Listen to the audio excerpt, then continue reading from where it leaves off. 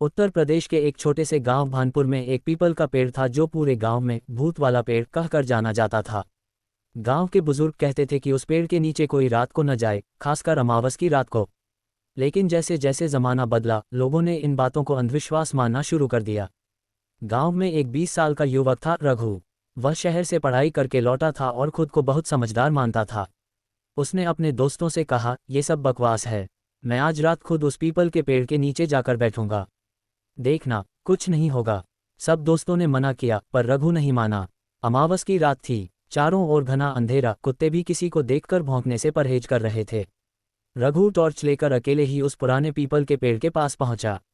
उसने नीचे एक पत्थर पर बैठकर जोर से कहा, आओ भूत, मैं आया हूं। कुछ मिनट तक कुछ नहीं हुआ। रघु मुस्कुराया, देखा, डरने की बात नहीं है। तभी हवा अचानक बहुत ठंडी हो गई। पीपल की पत्तियां हिलने लगीं। टॉर्च की रोशनी एकदम बंद हो गई। अब केवल चांद की हल्की सी रोशनी थी। रघु ने सोचा कि यह महज हवा है, लेकिन फिर किसी ने उसके कंधे पर हाथ रखा। उसने तुरंत पलट कर देखा, वहां कोई नहीं था। अब उसका दिल तेज धड़कने लगा। उसने उठकर भागने की कोशिश की, पर उसके पैर जमीन से चिपक गए, जैसे किसी ने पकड़ लिया हो। फिर एक धीमी सी सरसराहट की आवाज आई, जैसे कोई औरत धीरे धीरे पेड़ के पीछे से आ रही हो। उसकी सांसें भारी थीं, आंखें जलती हुई और शरीर झुलसा हुआ। तू क्यों आया? उस औरत की डरावनी आवाज गूंजी। रघु कांपता हुआ बोला, मैं तो बस देखना चाहता था। देख लिया। अब आवाज और पास आ गई थी।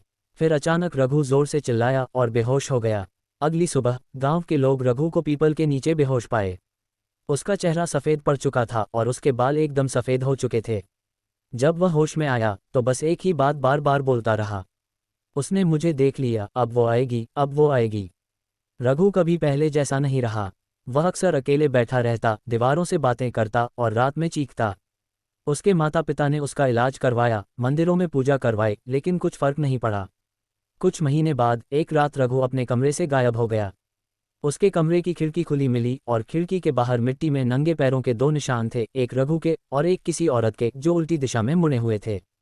गांव वालों ने बहुत ढूंढा, लेकिन रघु कभी नहीं मिला। उसके बाद से कोई उस पीपल के पेड़ के पास नहीं गया। आज भी जब हवा चलती है और पीपल की पत्तियां सरसराती हैं, गांव वाले दरवाजे बंद कर लेते हैं। और अगर किसी को रात में किसी औरत की फुसफुसाहट सुनाई दे तो समझ लो, वो फिर किसी को बुला रही है।